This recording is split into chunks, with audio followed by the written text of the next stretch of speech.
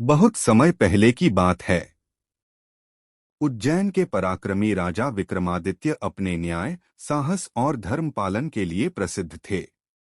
वे हर चुनौती को स्वीकार करते और कभी हार नहीं मानते। श्मशान और बेताल का निवास। एक रात तांत्रिक ने उन्हें आदेश दिया कि वे श्मशान से बेताल को लाएं। विक्रम ने अपनी तलवार और दृढ़ निश्चय लेकर यात्रा शुरू की। वे श्मशान पहुंचे जहां अंधेरी हवाएं, कौवों की कर्कश आवाज और भूत प्रेतों की छाया वातावरण को भयावह बना रही थी।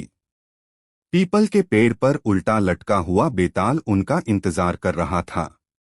जैसे ही विक्रम ने उसे पकड़ा, बेताल हंसा और बोला, राजन, तुम फिर मुझे पकड़कर ले जाना चाहते हो, लेकिन रास्ते में मैं तुम्हें एक कथा सुनाऊंगा।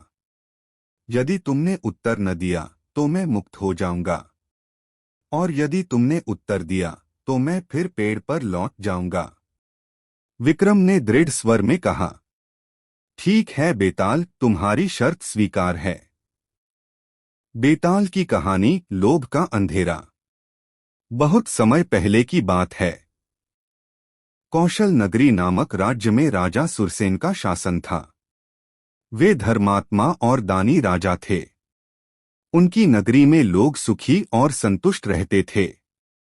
लेकिन उसी नगर में एक अत्यंत लालची व्यापारी था, जिसका नाम धनवीर था। वह बाहरी रूप से दानशील और सज्जन दिखता, परंतु भीतर से अत्यंत स्वार्थी और कपटी था। व्यापारी की योजना। धनवीर ने सोचा, राजा को लोग धर्मात्मा और दानी कहते हैं, परंतु मैं उससे भी बड़ा दान दिखाकर प्रसिद्धि पाऊंगा। फिर लोग मुझे ही सबसे बड़ा हितैषी कहेंगे। उसने एक दिन घोषणा करवाई, जो भी निर्धन या भूखा मेरे द्वार पर आएगा, उसे भोजन, वस्त्र और धन मिलेगा। लोग खुशी से उसके द्वार पर आने लगे। धनवीर ने दिखावे के लिए सबको दान देना शुरू कर दिया।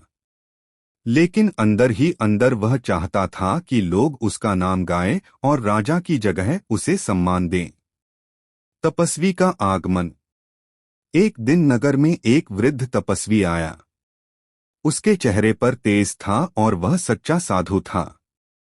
तपस्वी ने राजा के दरबार में जाकर कहा, महाराज, इस राज्य में एक व्यापारी है जो दिखावे का दान कर रहा है। उसका लोभ नगर को विनाश की ओर ले जाएगा।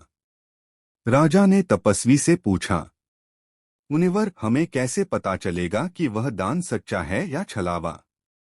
तपस्वी मुस्कुराए और बोले, सत्य की परीक्षा अग्नि में होती है। आप उसे परखें, उसका असली रूप सामने आ जाएगा। परीक्षा का दिन। अगले दिन राजा सुरसेन ने सभा बुलाई और व्यापारी धनवीर को भी बुलाया। राजा ने कहा, धनवीर, तुम्हारा दान सराहनीय है, परंतु दान वही सच्चा होता है जो बिना स्वार्थ और बिना दिखावे के दिया जाए। आज हम तुम्हारी परीक्षा करेंगे। धनवीर चौंका, पर बाहर से विनम्र दिखते हुए बोला, महाराज, मैं किसी भी परीक्षा के लिए तैयार हूं। राजा ने आदेश दिया कि आज से 7 दिन तक वह जो भी दान देगा, उसे नगर के गरीबों में बांटा जाएगा और उसका नाम कहीं घोषित नहीं होगा। व्यापारी की बेचैनी। अब धनवीर बेचैन हो गया। 7 दिन तक उसने दान तो दिया, लेकिन जब लोगों ने उसका नाम गाना बंद कर दिया तो उसका मन बुझने लगा। वह सोचने लगा, यदि लोग मेरे नाम की जयकार नहीं करेंगे तो मेरे सारे सोने चांदी का क्या लाभ? यह दान तो व्यर्थ है।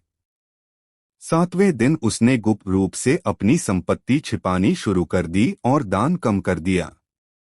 सच सामने आया। 7 दिन पूरे होने पर राजा ने नगर के लोगों से पूछा, धनवीर के दान के बारे में तुम्हारा क्या कहना है?